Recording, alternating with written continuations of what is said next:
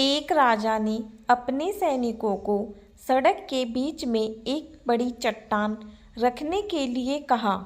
चट्टान को बीच सड़क में रखवाकर राजा ने अपने सैनिकों से छुपकर उस चट्टान पर नज़र रखने के लिए कहा कि देखना उस चट्टान को रास्ते से कौन हटाता है।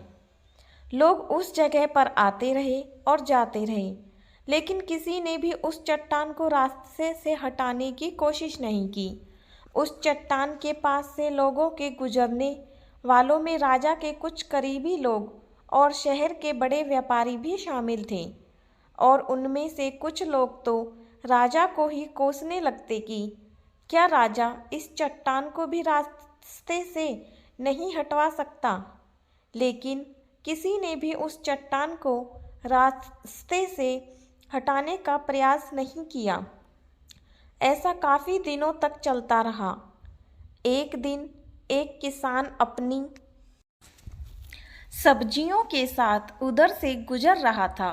उसने चट्टान को रास्ते से में पड़े देखा और सोचा कि सबको इस चट्टान की वजह से कितनी तकलीफ हो रही है। उसने अपनी मजबूत लाठी से उस चट्टान को एक तरफ धकेलने की कोशिश शुरू कर दी। काफ़ी कोशिश के बाद वह उसे सड़क से हटाने में कामयाब हो गया।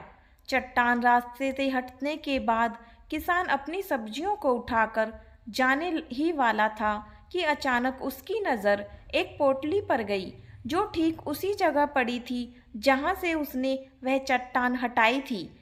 उसने उस पोटली को खोलकर देखा तो उसमें सोने के कई सिक्के थे, और उन सिक्कों के साथ राजा का एक संदेश भी था, जिसमें लिखा था कि ये सोने के सिक्के उनके लिए हैं जो इस चट्टान को रास्ते से हटाएगा। दोस्तों, बिल्कुल ठीक इसी तरह हम सबकी लाइफ में भी कई परेशानियां आती हैं।